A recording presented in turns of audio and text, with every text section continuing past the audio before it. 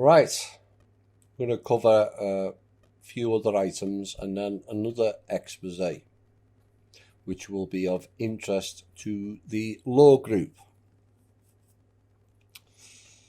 Where are we first? Physicists sifting through old particle accelerator data have found evidence of a highly elusive, never-before-seen process called triangle singularity. Triality. And it was first envisioned by a Russian physicist, no surprise there, Lev Landau, in the 1950s. The reason I say no surprise there is because the Russians technologically are well advanced than most, if not all, other countries. A triangle singularity refers to a rare subatomic process where particles exchange identities before flying away from each other, a bit like the cells in a birth. And in this scenario, two particles called kaons, K-A-O-N-S, form two corners of the triangle, while the particles they swap form the third point on the triangle. That is one-on-one with the one. Now, the particles involved exchanged quarks and changed their identities in the process, according to a study co-author Bernhard Ketzer of the Helmholtz Institute for Radiation and Nuclear Physics at the University of Bonn. And it's called a singularity because the mathematical methods for describing subatomic particle interactions break down. The void. Singularity is the void. And they said if this singularity or singularly weird particle identity swap really happened, it could help physicists understand the strong force which binds the nucleus together. And in 2015, physicists studying particle collisions at CERN in Switzerland thought they had caught a brief glimpse of a short-lived exotic collection of particles known as tetraquark. It would have to be before September, because after August 2015, CERN and its purpose was no longer in use, which is why it's gone quiet. But the new research favours a different interpretation, and it's something that is even weirder, they say. Instead of forming a new grouping, a pair of particles traded identities before flying off. This identity swap is known as a triangle singularity, and this experiment may have unexpectedly delivered the first evidence of that process. One-on-one with the one. But I can think of a good triangle singularity where a pair of psychopaths trade identities with each other and then whisk off into oblivion. The Rothschilds and the Black Sun groups. Just saying. In the latest in the woke culture, which is essentially about sodomy and homosexuality, I was told this week by a long-time researcher and a member of our group. We may have more on that in future shows. But an incel, I-N-C-E-L, is an abbreviation of an involuntary celibate, and is a member of an online subculture of people who define themselves as unable to get a romantic or sexual partner despite desiring one. And discussions in incel forums are often characterized by resentment and hatred, misogyny, misanthropy, self-pity and self-loathing, racism, a sense of entitlement to sex, and the endorsement of violence against women and sexually active people. Now, the American non-profit Southern Poverty Law Center described the subculture as part of the online male supremacist ecosystem that is included in their list of hate groups. Well, we will ignore the Southern Poverty Law Group, as they are there to support Israel and create division amongst the people. But it is said incels are mostly male and heterosexual, and many sources report that incels are predominantly white. And estimates of the overall size of the subculture vary greatly, ranging from thousands to hundreds of thousands of members, which is sad in and of itself. Now, the big report on this, they always report on the bad aspects of it, but it is said that at least 8 mass murders resulting in deaths totaling 61 have been committed since 2014 by men who have either self-identified as incels or who had mentioned incel-related names and writings in their private writings or internet postings. Now, incel communities have been criticized by researchers and the media for being misogynistic, encouraging violence, spreading extremist views. Well, truth is extremist these days, and radicalizing their members. But beginning in 2018, the incel ideology has increasingly been described as a terrorism threat. Oh my God. You know, people just want a relationship and now it's classed as terrorism.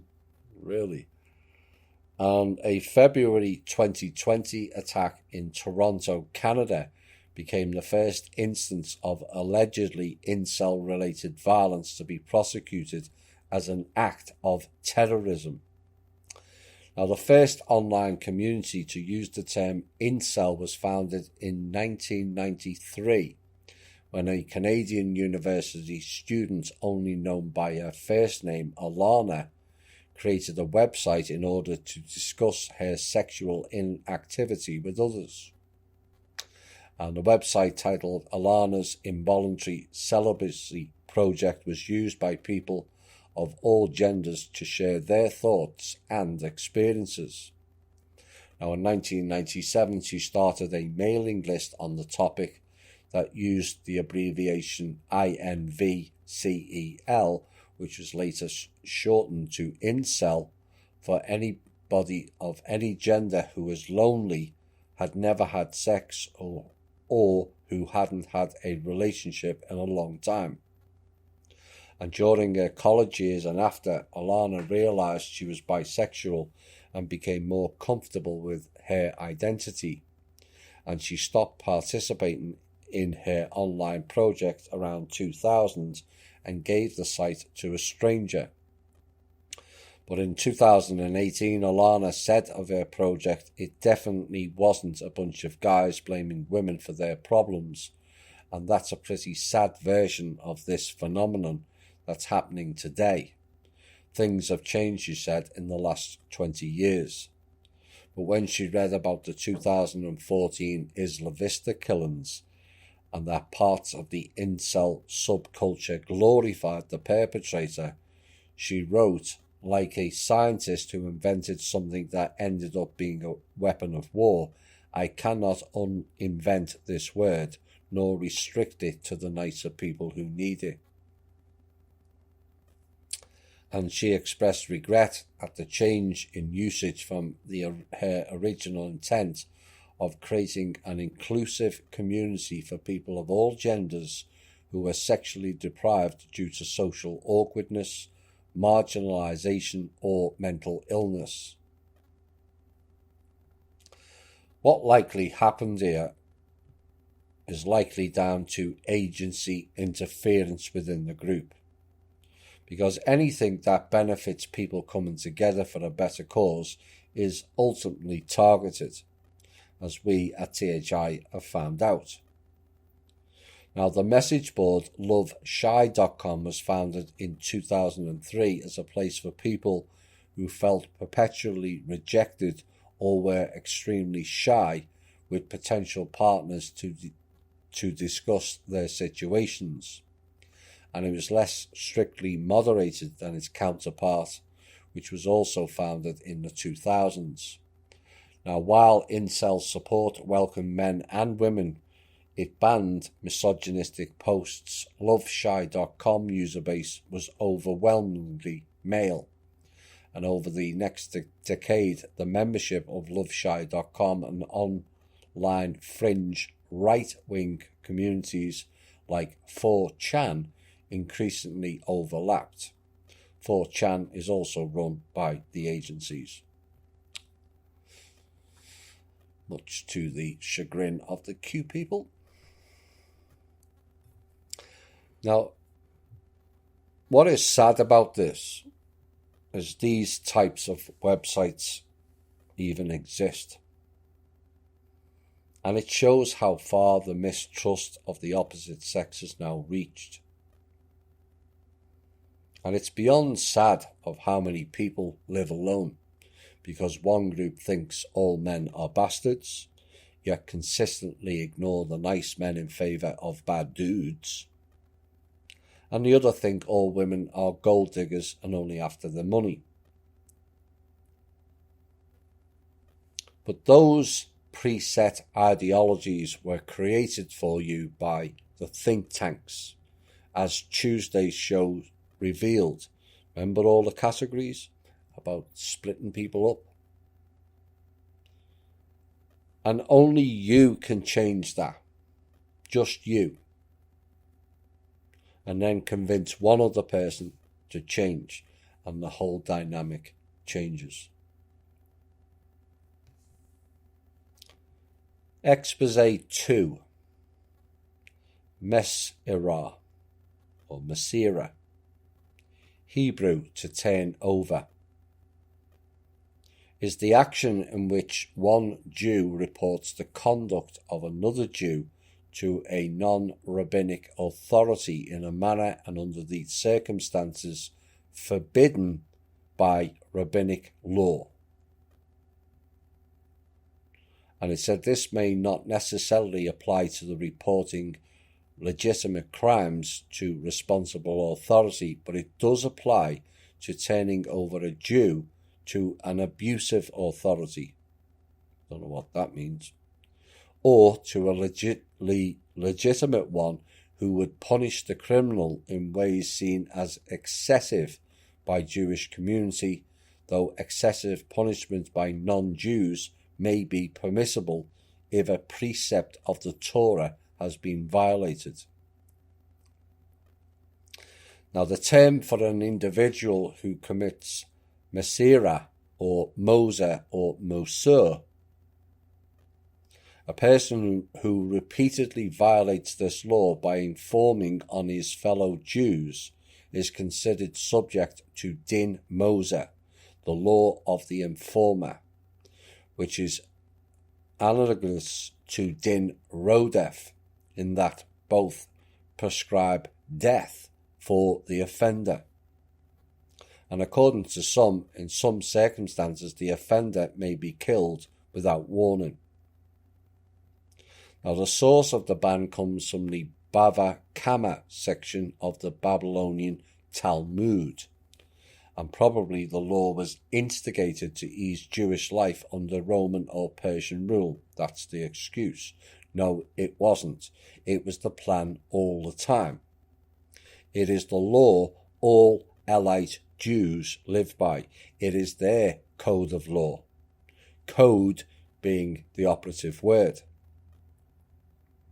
But their law is another control system, and this is why many lawyers are Jewish, to control the system.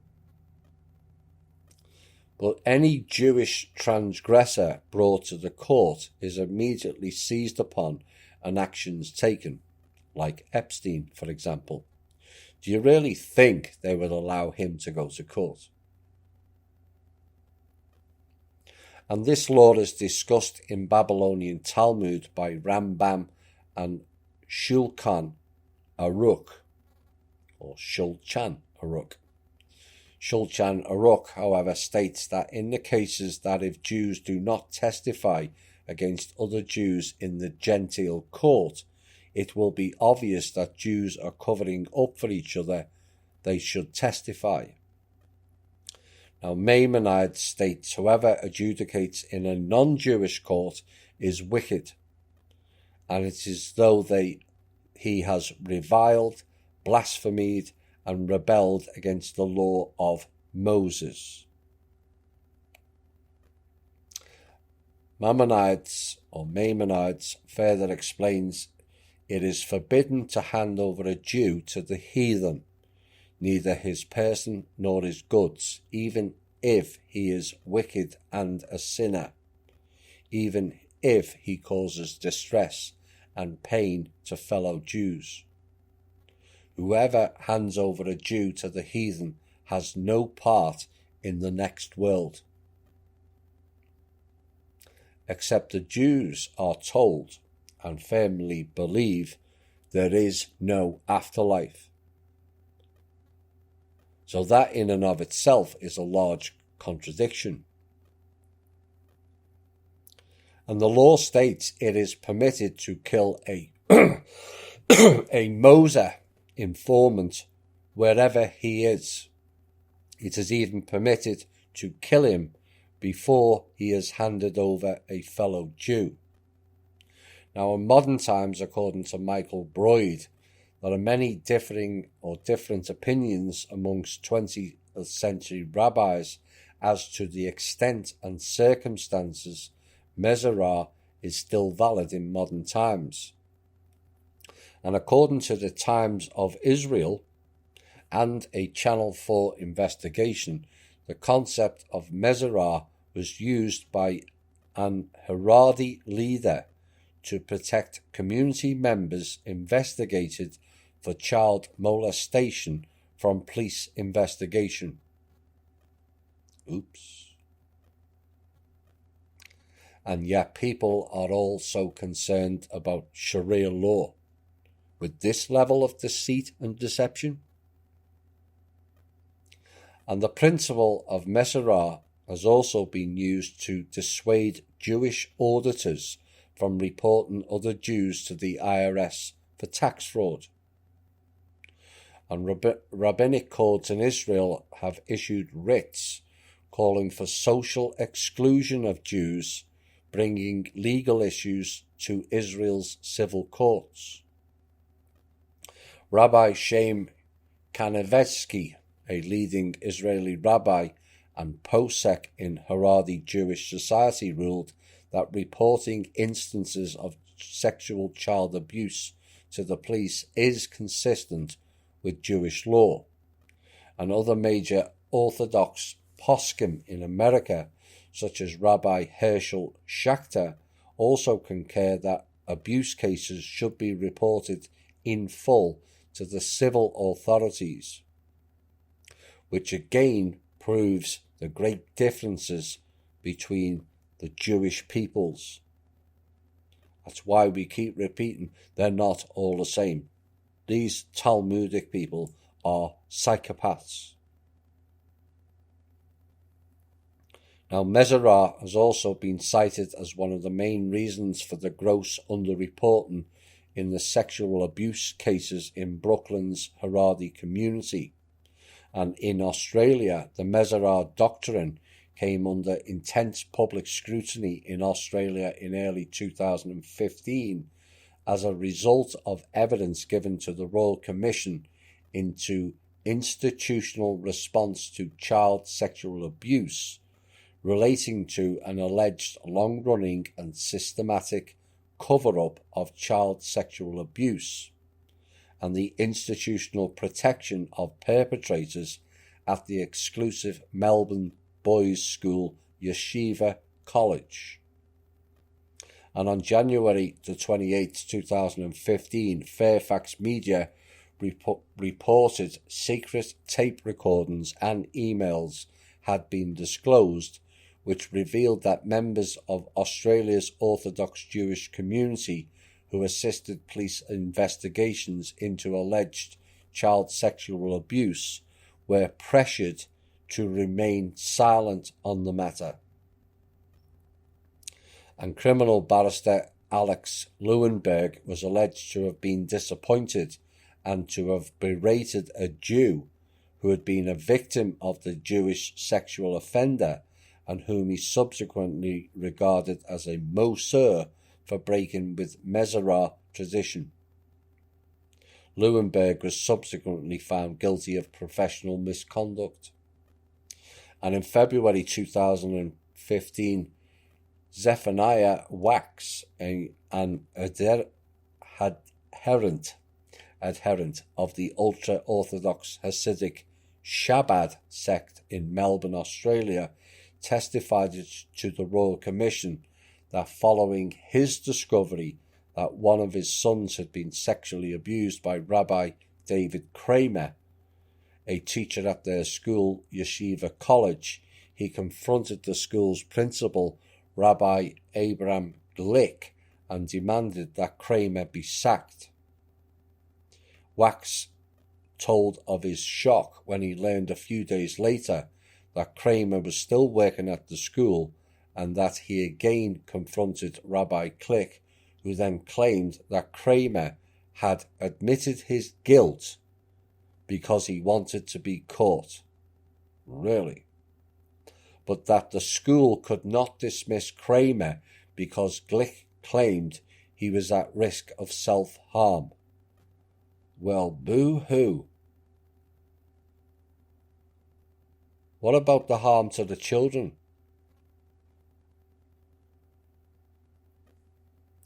And Wax also told the Commission that despite his anger, he felt constrained not to go to the authorities because of the doctrine of mesirah.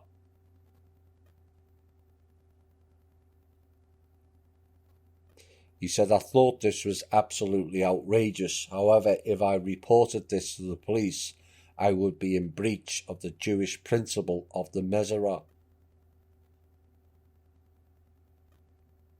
which is essentially a lie program.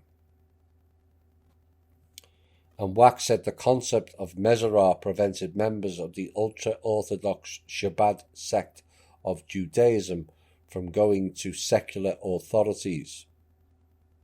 At the very least, the breach of mesirah almost certainly always leads to being shunned and intimidation within the Jewish community, and would almost certainly damage marriage prospects of your children. Such nice people, not. And given evidence to the Commission on the day before his father, Menachem Wax, one of the 3 children from the Wax family who was sexually abused by staff at Yeshiva College, testified that after breaking mesirah by going public about his abuse, he and his family have been ostracized by rabbinical leaders, shunned by his community, and subjected to a sustained campaign of abuse, intimidation and threats, which eventually forced Wax and his family to leave Australia with his wife and children. He also testified about how members of the exclusive Chabad community had pressured him to abandon his advocacy. I was in fact contacted by several considered community members, and they said to me that the anti-Semites are having a field day with my testimony and my publicity surrounding the issue, and that if I cared about the community, there's the guilt and shame program again, I'd cease doing that straight away. Now, counsel assisting the Commission then asked Wax how he felt having been accused of being an informer. I'm appalled by it, obviously, because the concept of mesirah really, you can become a death target. Taken at its literal meaning, he said, you become potentially a target who is legitimate to be murdered because you've gone and cooperated with the authorities.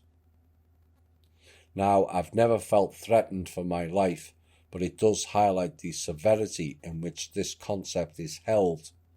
And in December 2017, the Commission's final report included a recommendation to the Jewish institutions that all Jewish institutions in Australia should ensure that their compliant handling policies explicitly state that the halachic concept of mesirah, moser, and loshon horo do not apply to the communication and reporting of allegations of child sexual abuse to police and other civil authorities.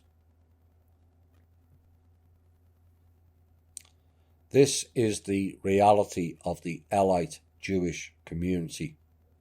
Like the National Security Act that protects the crimes of the agencies in the US, it's a rule for one and not for the all club. A secret law that prevents criminals from natural justice, and it allows crimes against children to go unpunished and all kinds of other anti-human practices. These parasites are the problem on this planet and have to be stopped. Bollocks to anti-Semitism and them labels. These are high-level criminals in our midst. And the Jewish people en masse also have to rise up and stop these parasites operating under their name and in their honour. It is insidious, the writings and teachings of the Talmud against the Goyim, and yet where is the cry of racism? These are the most racist peoples, if they are people, on this planet. And they're even racist against their own so-called people, as we have found out in the previous expose. And all peoples have to come together to end this Kalimar Egyptian Ra-based cult from off-world that has bedazzled whole communities into this cult, in particular the Freemasons. You are neither free nor Masons. Masons build, not destroy. Mormons, another fake religious cult that practice child pedophilia. And it's time to walk away and leave the psychopaths isolated by themselves. Because all of you participating in it are propping up this system of abuse up. Walk away. Stop giving your tithes and other forms of guilt money to these criminals.